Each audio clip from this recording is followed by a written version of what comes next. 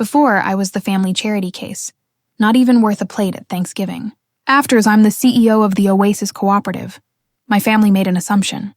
My grandfather made an investment. The secret power wasn't his money. It was my plan. And now, the people who humiliated me work for me. It's strange the things you'll accommodate, the little wounds you accept as the price of admission. For years, I was the family footnote, the odd one. Sarah, the one who didn't fit into their world of soft carpets, muted colors, and the oppressive, sterile silence of old money.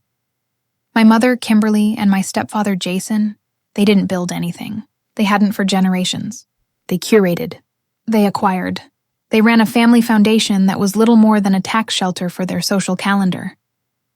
Their entire lives were presentation. And I was not. I build systems. While they were at galas, I was teaching myself to code. While they were vetting invitation lists, I was earning my botany certifications. I got my engineering degree, and I built a company, Vero Systems. My tiny lab. It was my real home. Sterile, yes, but not sterile like their house.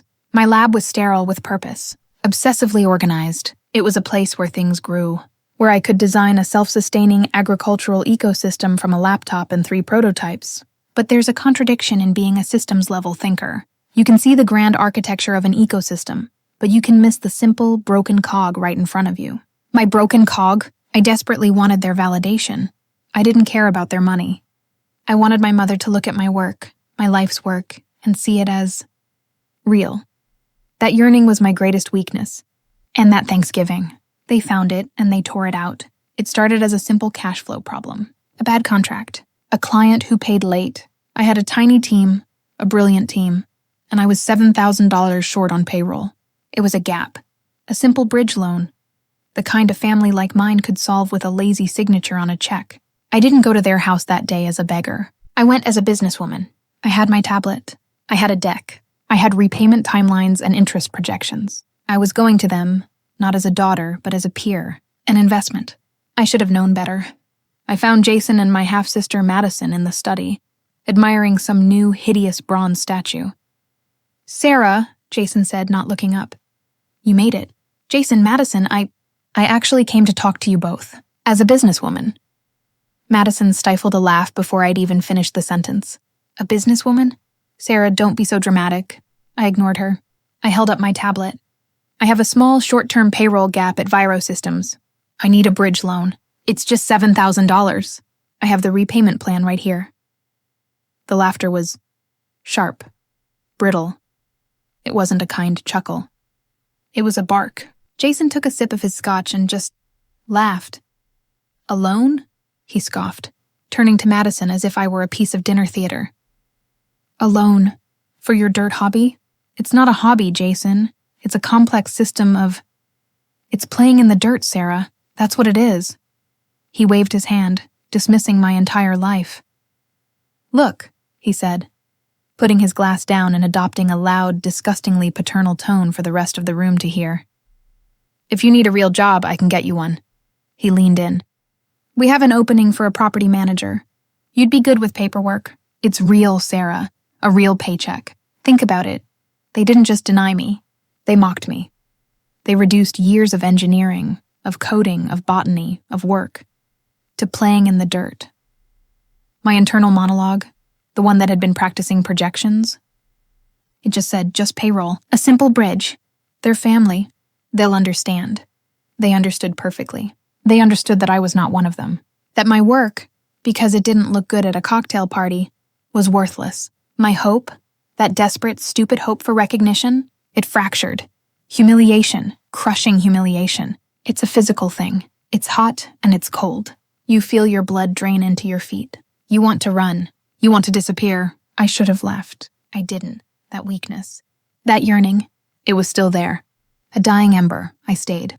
I thought, if I can just sit at the table, if I can just be part of the family dinner, maybe I can salvage something. Maybe the business talk was a mistake. But the family is still there.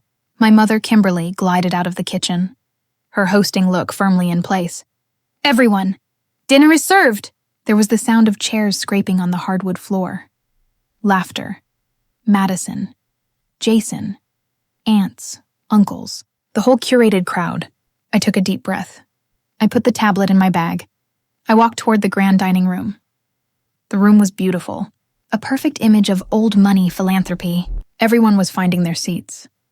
Jason at the head, Kimberly at the foot, Madison next to her new bland boyfriend.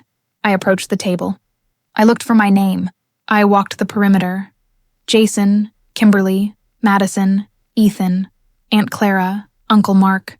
There was no seat for me. No, that's not right. There was no place for me. No plate, no silver, no wine glass. It wasn't an accident. It was a statement. I just stood there, in the doorway. My internal monologue wasn't even screaming anymore. It just went quiet. I am not here. I am invisible. I don't even warrant a plate. It was Kimberly who finally noticed me standing there. She didn't look guilty. She looked annoyed, bothered. She waved her hand, a casual, dismissive flap of her wrist. "Oh, sweetie, we forgot. We just assumed you were stopping by, with your work and everything." She turned to Jason, her voice still bright, still loud. "Jason, darling, can you grab a folding chair from the garage for Sarah?" A folding chair, from the garage. The $7,000 was irrelevant. The dirt hobby was irrelevant. This was the crime. The forgotten plate. It was the physical manifestation of their opinion of me. I was not family. I was an afterthought, an inconvenience to be seated on a folding chair from the garage, like a child at the overflow table. It was an erasure of my existence. The humiliation from the study, that was nothing. This was different. This was a clinical, precise amputation. My humiliation turned to numb, cold shock. I didn't say a word. I didn't cry. I didn't yell. When I get under pressure, I get quiet. This was the ultimate pressure. The collapse of an entire belief system. I just turned. I walked back down the hall. I heard Kimberly call after me, "Sarah? Sweetie, don't be so sensitive." I grabbed my coat. I opened the massive front door, and I walked out into the cold. I just stood on the street. The sound of their faint laughter from the house was a different language. I had no business. I had no family. In that moment, I truly had no future. My life, as I knew it, had just collapsed. My worldview had been for 28 years. How can I get them to see me? As I stood there, shivering, my worldview pivoted. The question was no longer, how can I get them to see me? The question became, how can I build something so large they cannot help but see it? I stopped seeing the world in terms of family. I started seeing it in terms of systems, broken ones that needed replacing, and new ones that had to be built. My internal monologue was simple. They erased me. They left me nothing. What is left to lose? And then, my phone vibrated. Robert, my estranged billionaire grandfather. My mother's father, the builder in the family, the one who had been pushed out by their new money do-nothing generation. The one I hadn't spoken to in a decade. I almost didn't answer. It felt too surreal. Another system, another family, but I had nothing left to lose. I answered. His voice was gravel, rust, old iron. "Sarah. Robert. I heard what those fools did." He always had his sources. I started. "Don't," he cut me off. "Stop playing in the dirt." My breath hitched. The same words. "Stop trying to get water from a dry well," he said. "I've got a factory. An old one. The Citadel. It's been sitting empty for 20 years. It's yours. If you have a plan." This was the moment. This was the sensation that the audience, that I finally understood. Oh, they messed with the wrong person. My shock, my numbness, it didn't just fade. It crystallized. It turned from a passive state into an active one, into strategic long-term suspense. My internal monologue was no longer a question. It was a statement. They assumed I was a failure begging for $7,000. They have no idea what I'm about to build. The next day I stood in front of it. It was aggressively large, a monument to a forgotten industrial age. It was also a perfect symbol of my erased state. Robert pulled up in an old, unassuming sedan. He got out not in a suit but in a functional work coat. He was the only other person in my family who wore their clothes like armor. He didn't greet me. He just stood beside me, staring up at the shell. "She's ugly," he said. "She's perfect," I replied. He looked at me, a long, analytical stare. He was assessing me. Why? It's not about the building. It's about the infrastructure. Does it have it? A slow smile spread across his face. This, he said, is why I called you, and not your mother. He revealed the true silver bullets. The Citadel isn't just a building, Sarah. It has a grandfathered private water main, tapped directly into the city's primary aquifer. And over there? He pointed to a rusted shed. A dormant energy grid connection. A direct substation. It's been off the books for 20 years. My mind was racing. A private water main. A private grid. It was the only building in the entire city that could logistically support my project. Off-grid. High-tech. High-resource. Untouchable. It's an oasis, I said, sketching. A high-tech agricultural cooperative. We can grow vertically. We can... Robert? We can feed the entire food desert this factory sits in. He just nodded. He reached into his pocket and pulled out a single, heavy, old-fashioned key. This isn't charity, Sarah, he said, his voice firm. Charity is what your mother does. It's useless. This is an investment. You're the only one in the bloodline who knows how to build. So, build. Don't disappoint me. He got in his car and drove away. I stood there holding that one key, the key to a 500,000 square foot weapon. The next 2 weeks were about deconstruction. I was liquidating, selling off my old prototypes, my small-scale equipment. I was an engineer dismantling one system to build a larger one. It was methodical. It was quiet. And inevitably, my mother called. Hello, Mom. Her voice was liquid. Fake sympathy. The kind that's more about her feeling better than me. Oh, sweetie, thank goodness, Kimberly gushed. I've been so worried. You just ran out. We all felt awful. My internal monologue was ice. She's not sorry. She's not worried. She's checking. She's checking if I'm still defeated. She's checking if the folding chair incident worked. If I've been properly put in my place. I leaned back in my chair, looking at a schematic for a water filtration system. I'm fine, Mom, I said, my voice empty, calm. You were right, actually. A surprised silence on her end. I was? Yes, it was time for me to move on. I looked at a box. I'm liquidating my little hobby. Selling it all off. The relief in her voice was disgusting. Oh, Sarah, sweetie. I know it's hard, but it's for the best. A real job will be so much more stable for you. Jason might still be able to... I have to go, Mom. The buyers are here for the equipment. Of course, of course. We'll have you over for a proper dinner soon, okay? Goodbye, Mom. I hung up. She thought I was defeated. She thought I was liquidating. I was liquidating a $7,000 hobby to fund the $70 million project that would make them irrelevant. My family was broken, a toxic broken system, so I did what I do best. I built a new one, a cooperative. I made 3 calls. First, Susan, my mentor, the true parent in my life. She'd been pushed out of academia, her career ruined, by the same corrupt professor who stole my early work. David. She was the first person who saw my genius. Now, I needed her. We met at a small, quiet coffee shop. She looked tired. The years of fighting a rigged system had worn her down. Sarah, she said, stirring her tea, I heard what happened at the university. David, he's a star now. He stole your Virosystems designs, didn't he? Just like he stole my thesis all those years ago. Yes, I said. And now he's heading the city's new green tech grant. He'll be a gatekeeper. He's part of the same corrupt system as my family. You can't fight him, Sarah.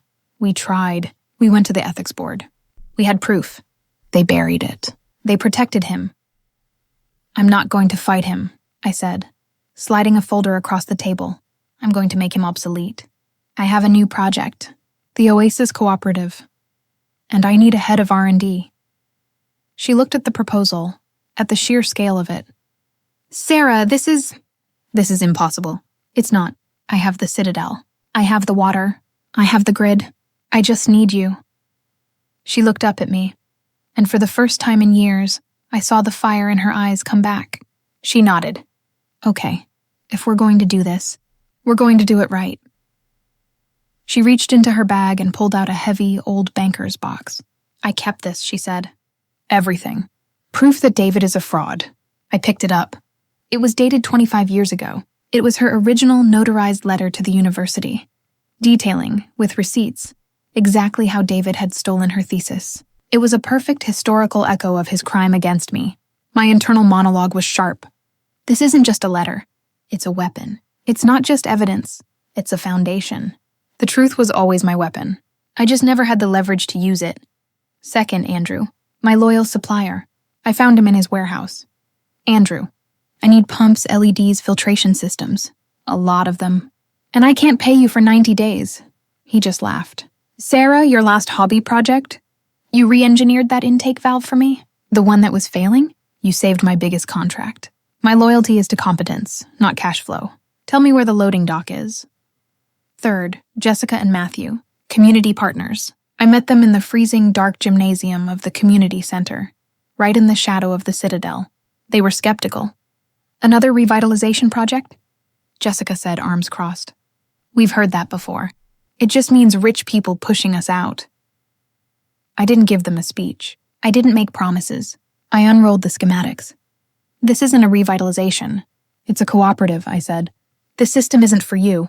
It's with you. This section. This is a community kitchen. This one, job training. This one, fresh produce at cost, for every resident in this zip code. But I can't build the system without the community. I'm an engineer. I need partners. They looked at the plans. They saw the details. They saw I wasn't selling them a dream. I was showing them a system. Susan, Andrew, Jessica, Matthew, my new family. A cooperative, built not on blood or social standing, but on competence, trust, and a shared drive. My suspense was turning into drive. Pure, cold, righteous drive. The pieces were in place. The factory was mine. The team was assembled. The weapon was loaded. My family, the system. They had all made a fatal assumption. Now, it was time to show them the reality. They thought they'd erased me. It's funny, the arrogance of old money. They believe their opinion is a physical force, that their judgment is a verdict. The forgotten plate wasn't just an oversight. It was a ruling. They had judged me, my work, my entire existence. Irrelevant. A hobbyist playing in the dirt, begging for scraps. They were so secure in their sterile, beige world that they couldn't see the system I represented. And standing there in the cold, erased, I realized they were right. The Sarah they knew, the one who pathetically craved their validation, was gone. I had been cauterized, but the world doesn't run on social calendars. It runs on systems, and an assumption is just a flawed piece of data. My grandfather Robert understood that. His call, his investment, wasn't charity. It was the introduction of a new, massive variable into their neat little equation, the Citadel. Not just a factory, but an ecosystem in waiting, with its own private water main and its own dormant power grid. They assumed I was liquidating a $7,000 failure. I was, in fact, building an arsenal. I built a new family, a cooperative, bound by competence and trust, not blood. I found my mentor, Susan, and with her, the weapon we needed. The 25-year-old truth, a perfect, notarized piece of evidence just waiting for its moment. Act I was assembly. It was the deceptive calm. Now, the system is built. The Oasis project is under construction. They've been living on their flawed assumption. It's time to introduce the reality. The revelation campaign is about to begin. They think this is a construction project. They're about to learn it's a presentation of their own irrelevance. The first phase of construction was transformative. You could feel the life returning to the building.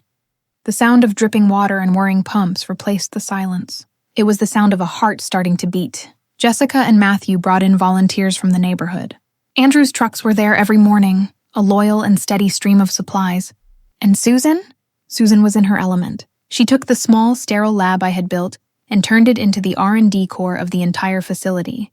She was alive again. We were all alive. We weren't just building a farm. We were building a future. And of course, that's when the first attack came. It started subtly, a small, hopeful article in the city ledger. The Citadel gets a green new life. It was a human interest story. It mentioned our community-first model. It mentioned me as the lead engineer. Apparently, that was enough. I arrived one morning to find the gates chained. I stood there just looking at it. It was so predictable. A city car, an obnoxious hybrid with the official seal, pulled up. A man got out, Commissioner Bryan. He had the look of a man of the people, a little rumpled, a little tired. but his eyes were cold, transactional. He was bored. "Morning, miss," he said, not bothering with my name. "I'm gonna have to shut you down." I kept my voice calm, measured, my armor. "On what grounds, Commissioner?" He sighed, like I was the inconvenience. "Zoning. This whole area is zoned Industrial 7. You're agricultural, plain and simple.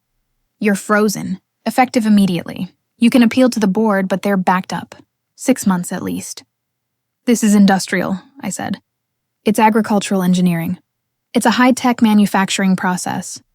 "Save it for the board, miss," he said, already turning away. "Have a nice day." He was walking back to his car when I saw it. Parked across the street, a dark blue sedan. A man I recognized even from a distance. Professor David, the star of the local university. The man who built his career on stealing the work of his female students. My work, Susan's work. He was just watching. He wasn't even hiding. He was smug. My internal monologue was sharp. This isn't zoning. This is him. He saw the article. He recognized my work, his stolen work, and he made a call. He called his man, Brian. This is a shakedown. This is the system. They're using bureaucracy as a weapon. They think they've cut off my legs. They think I'll come to them, hat in hand, offering a donation to get my hobby back online. They've taken the bait. They think this is a simple bureaucratic fight. My team was in a panic. The volunteers were confused. Susan was radiating a quiet, familiar rage. "It's the university," she said, her voice tight. "It's David. He's doing it again." "I know," I said. I turned to my family. "Andrew, I need you to hold off on the next shipment. Jessica, Matthew, I need a list. I need a list of every community group, every church, every daycare in this district that's had a permit delayed or denied by Commissioner Bryan's office in the last 2 years." They looked at me, confused. Are we fighting this in court?" Matthew asked. I shook my head. "No, a legal fight is what he wants. That's his system. It's slow, it's expensive, and it's rigged. He uses bureaucracy as a weapon. I'll use public opinion. It's a much more sustainable system." I didn't call a lawyer. I didn't call Brian's office to beg. I called the journalist. Her name was Amy. She was smart, and she was ambitious. "They shut you down," she said, her notebook already open. "Zoning, it's a classic tactic." "It is," I agreed. "And he's right. It's zoned industrial." But that's not the story. I pushed a folder across the table. "This is the Oasis," I said. "As of yesterday, we've hired 42 people from this neighborhood. We're partnered with 3 local shelters. We're on track to provide fresh, at-cost produce to this entire district, which, as you know, is the largest food desert in the state. This project is the only source of hope this district has seen in 20 years. Then I slid her the stop work order, and next to it, the list Jessica and Matthew had compiled. It was a long list. "Ask Commissioner Bryan," I said, my voice quiet, "why this project is frozen. And then, ask him why these other projects," I tapped the list, "all of which are owned by his largest donors, flew through permitting in less than 24 hours. Just ask him." Amy's eyes lit up. This wasn't a zoning story anymore. This was a corruption story. The explosion was immediate. The story hit the front page of the Ledger the next morning. The phone in Brian's office must have been melting. The mayor's office, facing an election year, was suddenly very interested in the clerical error in the zoning department. Jessica and Matthew, using the article as fuel, organized a community feedback rally. It wasn't a protest. It was a presentation. Dozens of people holding signs. "We need the Oasis. Brian is starving us." He was forced to hold a press conference. He was stammering, blustering.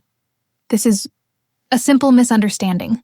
A clerical error. We are fast-tracking the review. The city, fully supports the Oasis project." 2 days later, the chains were gone. The orange sign was gone. A new, freshly printed permit was overnighted to our office. My team was ecstatic. They were cheering, hugging. I just watched from the catwalk. My power was now visible. I hadn't just won. I had forced him to publicly dismantle his own authority, to declare his own incompetence. He was humiliated. He was exposed.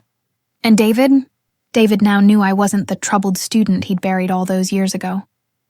I had proven I could fight. Now I knew he would try to end me. The silence that followed was heavy. Construction resumed, faster now, fueled by our victory. We were energized. We felt safe. We weren't. The next attack wasn't a sign on a gate. It was a man in a crisp $1,000 suit, a process server. "Sarah," he asked. "I'm Sarah. You've been served." I took the envelope. It was heavy. I opened it. A lawsuit. An injunction to cease and desist. A temporary restraining order. And on the first page, the plaintiff, Professor David R. Anderson, and the university. The claim? Intellectual property theft. He wasn't just claiming my work. He was claiming my identity. The lawsuit specifically named Virosystems, my original company name, as his proprietary trademarked intellectual property. And that same night, he stepped from the shadows. "It's a tragedy, really," he said to the anchor, his face a mask of false sympathy. She was a troubled student, bright but unfocused. Her Oasis project. Well, it's a direct copy of my proprietary Virosystems designs, which I've been developing for years. The university and we simply cannot allow this kind of blatant theft to go unchallenged. Susan came and stood next to me. She was vibrating with a rage so deep it was silent. "He's doing it again," she whispered. "Right out in the open. He's using your name." "Yes," I said. My voice was quiet. My internal monologue was a razor. "He's arrogant. He's so arrogant he stepped out from the shadows himself. He believes his own press. He believes the system that protected him once, the university that buried our complaints, will protect him again. He's forgotten you, Susan. He's forgotten the 25-year-old notarized letter. He just made his final mistake." Susan looked at me. "What mistake?" "He's suing us." I turned to her. "No, he thinks he's filed a lawsuit. What he's actually done is given me a stage. He's given me a legal binding venue to present my evidence. He's just handed me the weapon. And the trigger. The plan had two parts. A pincer movement. One for the corrupt academic. One for the corrupt politician. Part 1. The legal trap I hired a shark. Not a polite corporate lawyer. A litigator. A woman who ate men like David for breakfast. The deposition was set. David was at the far end. He was smug. He was flanked by the university's general counsel. He looked at me when I walked in. Not with hatred, but with pity. He still saw me as the troubled student. My lawyer, Ms. Hayes, began. She was calm. She let him talk. "Professor," she began, her voice smooth, "please explain to the court the origins of your Virosystems concept." David leaned back in his chair.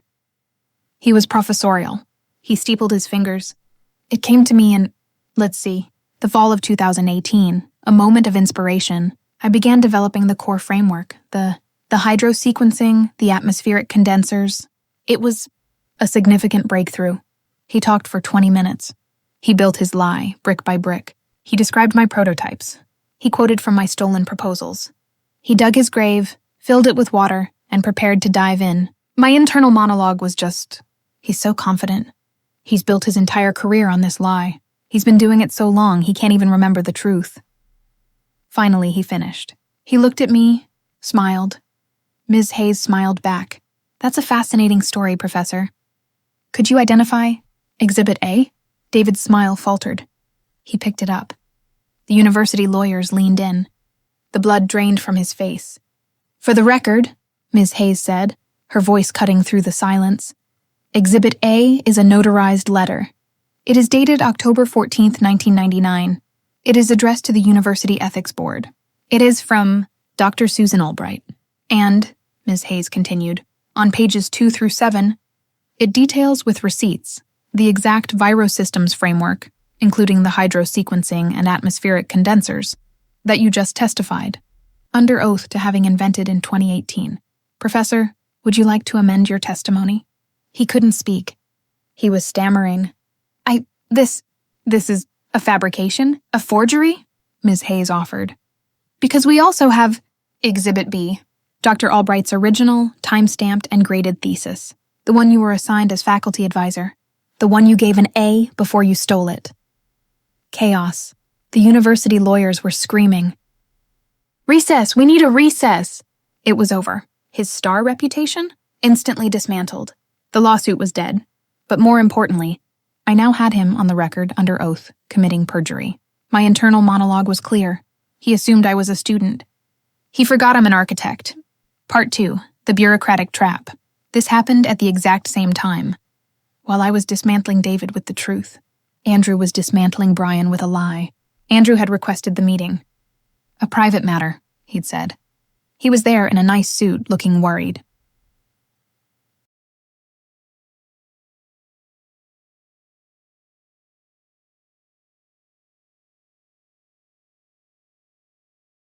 Commissioner, Andrew said, his voice full of anxiety. Look, this Oasis project. It's my biggest supply contract. I can't have any more delays. I want to be a friend to the city, a friend to your campaign. I'd like to make a donation. Brian stopped chewing. He looked at Andrew. He smiled. A donation. I like that. He put his fork down. You know, Andrew, these big projects, they have a lot of hidden costs, inspections, fire codes, environmental reviews. It'd be a real shame if something else got misfiled. This was it.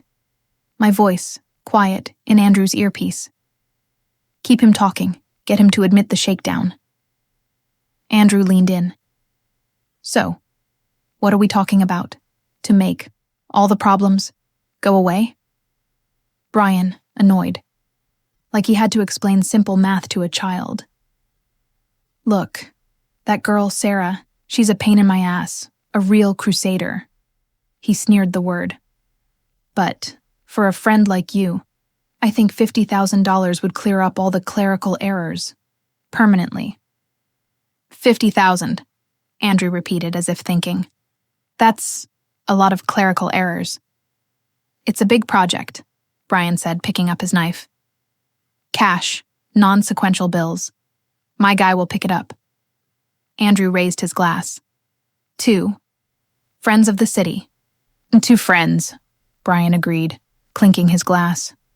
One day, one coordinated, 2-pronged attack. David, a fraud and a perjurer, exposed on the record. Brian, a corrupt politician, soliciting a bribe on tape. I had them. I owned them.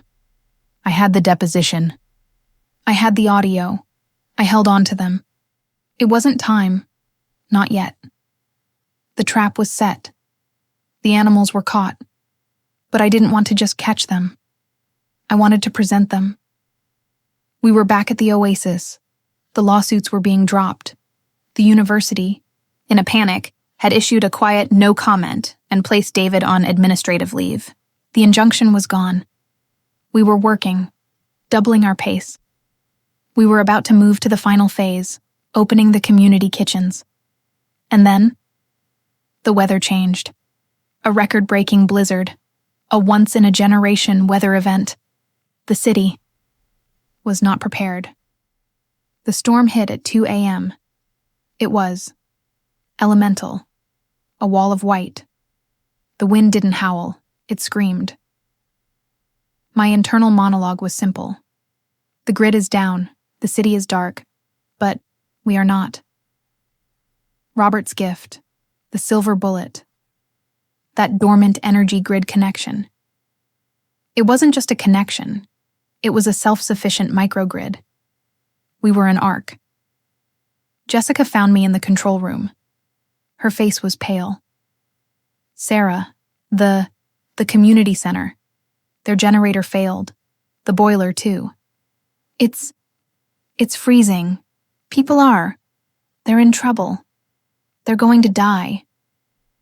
I looked at the warmth. I looked at the acres of empty, warm, powered space on our main floor. My internal monologue was not a monologue. It was one word. No. This wasn't a crisis. This was an opportunity. I went to the main console. Open the main gates, I said. All of them. Now. My team stared at me. Open them? Jessica, Matthew. Get on every social media, every battery-powered radio, every emergency band you can. Tell them. The Oasis is open. We have heat. We have power. We have food. For the next 72 hours, We were the city's emergency response. We handed out warm coffee. Susan and her team harvested produce, and Matthew and Jessica organized the kitchens, making hot soup. We set up cots. We saved hundreds, maybe thousands. The mayor's office wasn't just calling. They were begging us for help. The press. They weren't calling me a troubled student anymore. They weren't even calling me an engineer. They were calling me a hero. We weren't just a project anymore. We weren't a hobby. We were essential. My internal monologue as I held that drawing was calm. The blizzard was the final test. The system worked. It held. It didn't just survive. It provided. The city knows who we are now. David and Brian. They're neutralized. Their weapons are gone. But they haven't been seen yet. The public knows I'm a hero. They don't know specifically who the villains are. I looked at the invitation on my desk. The grand opening of the Oasis Cooperative. Postponed by the storm. But now it was something else. It wasn't just an opening. It was a victory lap. It's time for the public revelation. It's time to present my findings. It's a strange feeling. Total control. It's not a loud, chaotic power. It's quiet. It's the calm of an engineer who has checked the math, run the simulations, and knows, with absolute certainty, that the system will hold. My enemies, the system that propped up my family's hollow world, came at me in two predictable waves. First, the bureaucrat, Commissioner Brian, with his pathetic orange stop work order. He thought he could bury me in paperwork, in zoning appeals. He made the fatal assumption that I would fight him on his own terms. I didn't. I used the reality of public opinion as a weapon. I showed the city who he was really starving, and he was forced to humiliate himself on the evening news. Then, the fraud, Professor David, stepped from the shadows. He was so consumed by his own arrogance that he sued me for stealing. His ideas. My ideas. Susan's ideas. He walked right into my trap. Right into a deposition room where a 25-year-old notarized letter was waiting for him. He didn't just lose his lawsuit. He perjured himself and publicly dismantled his entire career in one afternoon. And at the exact same moment, Brian, greedy and stupid, walked into his own trap, soliciting a $50,000 bribe from my man Andrew, all on a crystal-clear audio file. I had the weapons, the deposition, the recording. I could have released them then, a simple data dump. But the blizzard changed the game. It was an unforeseen consequence, a stress test on the entire city. And when the grid failed, when the city went dark and cold, my citadel, my oasis, stayed lit. That private grid, my grandfather's silver bullet, made us essential. We became a shelter. We saved lives. The city no longer saw me as a hobbyist. They saw me as a savior. Now the storm has passed. The weapons are secure. The public adores me. The grand opening, once just a simple launch party, is now a stage. It's time for the final act. It's not enough to win. It's not enough to be a hero. The public revelation is at hand. The truth must be made undeniable. The audience is seated. It's time to show them everything. The day of the grand opening was perfect. A crisp, clear, post-storm afternoon. The city was practically vibrating with goodwill. It was the hottest ticket in town. The press was there in force. Every local news anchor, every journalist who had covered the blizzard, even a few national papers. The mayor was there, practically glowing, ready to take credit for the miracle that had saved his city. The who's who of the city's elite, the same social circle my family ran, were all there, sipping champagne and looking for the first time. Genuinely impressed. They were desperate to be associated with this. And in the front row, forced to attend to save face, were my two primary targets. My internal monologue was calm. A final systems check. The trap is set. The audience is seated. Time for the reveal. Jessica squeezed my arm. You ready, boss? Susan just nodded at me, a look of profound 25-year-old vindication in her eyes. I walked toward the podium. I tapped the microphone. The quiet thump echoed, and the crowd went silent. I looked out at them. I found the mayor. I found the press. I found Brian. I found David. Good afternoon, I said. My voice was steady. It carried. They called this place the Citadel, a fortress, a cold, dead skeleton of industry. They saw it as a problem to be solved, a relic to be torn down. They called the work I do playing in the dirt. My internal monologue for the longest time was a question. How do I get them to see? I've learned. You don't. You just build. And I didn't build this alone. I turned and gestured to my team. This oasis was built by a new kind of family, a cooperative. It was built by Susan Albright, our head of R&D, by Andrew, our logistics chief, who believed in competence over cash flow, and by Jessica and Matthew, our community partners, who ensured this project wasn't for the neighborhood, but with the neighborhood. The applause was warm, genuine. The mayor was beaming. Brian was sweating. This project, I continued, my voice hardening just a fraction, is about building sustainable, transparent systems. I saw Brian flinch at the word transparent. But sustainability isn't just about water or light or produce. It's about accountability. From the very beginning, we faced challenges, clerical errors, zoning issues, bureaucratic walls put up by men who believe the city is theirs, to trade, men who see public service not as a duty, but as a toll booth. I looked right at Brian. He was staring at his program, refusing to meet my eyes. I was told, I said, my voice dangerously quiet, that for the right friend of the city, these problems could go away. For a donation. I want to play you something, I said. Audio. Look, that girl, Sarah. She's a pain in my ass, a real crusader. But for a friend like you, I think $50,000 would clear up all the clerical errors, permanently. The silence that followed was profound. It was a vacuum. My internal monologue was simple. The truth behind the injustice becomes undeniable public knowledge. Commissioner, I asked, my voice dripping with false concern. Are you all right? He tried to run. He turned, stumbling, trying to get to the aisle. Security, I said, not as a request, but as a calm command. The original uncompressed audio file, I said, my voice rising over his protests, has just been emailed to every single member of the press in this audience, as well as the mayor's office and the district attorney. The crowd was stunned. They were murmuring, buzzing. The mayor looked like he was going to be sick. I let the silence hang for another 10 seconds. Accountability, I said, turning back to the mic. A sustainable system. It is also about credit. Professor David Anderson, I said, my voice like ice. For 25 years, I said, Professor David has been celebrated as a star by the university. A genius, but his genius was in theft. For decades, he has built his career on the stolen work of his female students.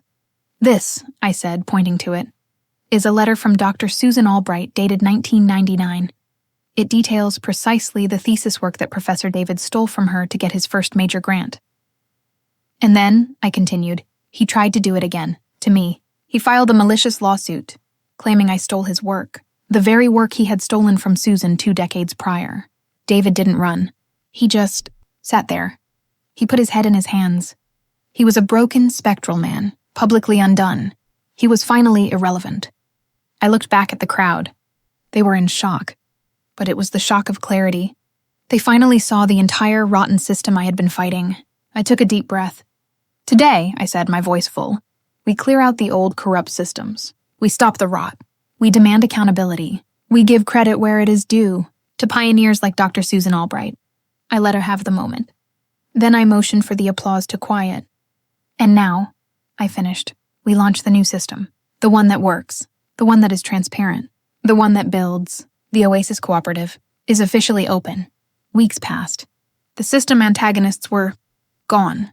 The Oasis was thriving. It was more than a farm. It was the new heart of the city. I was in my office, which was really just a glass-walled cube overlooking the main atrium, when my assistant buzzed. "Sarah, your family is here." I hadn't seen them since before Thanksgiving. Not a call, not a text, not since the forgotten plate. "Send them in." They were humbled. Or at least they were performing humbled. My internal monologue was quiet. They're here. Not to apologize. To co-opt. "Sarah, darling," Kimberly started, her voice full of that same fake sympathy I remembered from the phone call. We are just so proud. What you've built," Jason said, clearing his throat, looking around like he was appraising a property. "It's incredible. Truly. And we want to help," Madison finished, forcing a smile. I just waited. My calmness was my armor. It made them nervous. "The family foundation," Kimberly said, rushing to fill the silence. "We were so impressed by your speech. The transparency, the accountability. It's what we've always stood for." I almost laughed. I didn't. "And," she continued, "we'd like to make a donation, a significant one. We were thinking—" She leaned in, her voice dropping to a conspiratorial whisper. "For naming rights, we could endow the main atrium. The Kimberly and Jason family name atrium. It has a lovely ring, don't you think?" I just looked at them. I finally saw them as they were. Not as monsters, not as titans, just weak, irrelevant. They were still trying to acquire. Still trying to slap their name on something else someone else had built. My internal monologue was sign-free. They still don't get it. They never will. They think this is about money. They think this is about names. They think they can buy their way in. I stood up. "This project," I said, my voice flat, "already has a name. The Oasis Cooperative." "Oh," she said. "Well, of course. It's just, we thought, but," I said, walking to the door. "We are looking for volunteers." I opened the door. The sound of the bustling community kitchen, the clanging of pots, the laughter filled the room. "We need help in the community kitchen. We need help sorting sprouts." "Sprouts?" Madison whispered, horrified. "Sprouts," I confirmed. "If you'd like to help, Jessica can get you an apron." They didn't take the aprons. Not that day. But they did. They did eventually. Their friends at the galas, the ones who had all been at my grand opening, they kept asking, "Oh, you must be so proud of Sarah. Are you involved in the Oasis?" They were forced. Their social standing, the only thing they ever cared about, was now contingent on me. Their relevance was a thread, and I held the scissors. My internal monologue, clear and calm over these images. They are subordinates. In the world I built, they made an assumption, and they were wrong. I walk through it. I see my family, my real family at the staff table in the corner. Susan, Andrew, Jessica, Matthew. They're laughing, eating lunch. They're arguing over a new filtration schematic. Susan sees me. She smiles. A real, genuine, 25-year-old weight-lifted smile. "Sarah, come on, sit down. We saved you a spot." I stop. I look at the empty spot. I turn. I walk to the kitchen line. I don't grab food. I pick up a clean plate. I pick up a set of silverware. I stand in front of the empty chair. And with the entire bustling, thriving world I built surrounding me, I set the plate down. My internal monologue. My final internal monologue. They forgot my plate. So I built a table for the whole city. And now, everyone eats. They forgot my plate, so I built a table for the whole city. And now, everyone eats. Wow. What a final line. That is the definition of turning the worst kind of humiliation into the best kind of victory. Thank you so much for sticking with this story. I know it was a journey, but that payoff was worth every single minute. If you loved this video, please hit that like button. It truly helps more people find the story. And I have to know, what was the most satisfying moment for you? Was it the audio of Commissioner Bryan's bribe being played for the entire crowd? Was it Susan getting her 25-year-old vindication against Professor David? Or was it seeing her family in those aprons, finally sorting sprouts? Let me know your favorite moment in the comments section below. If you're new here, don't forget to subscribe and click that notification bell so you never miss another story. And if you want to support what we do, the best thing you can do is share this video with someone who appreciates a well-built plan. Until next time, keep building your own tables.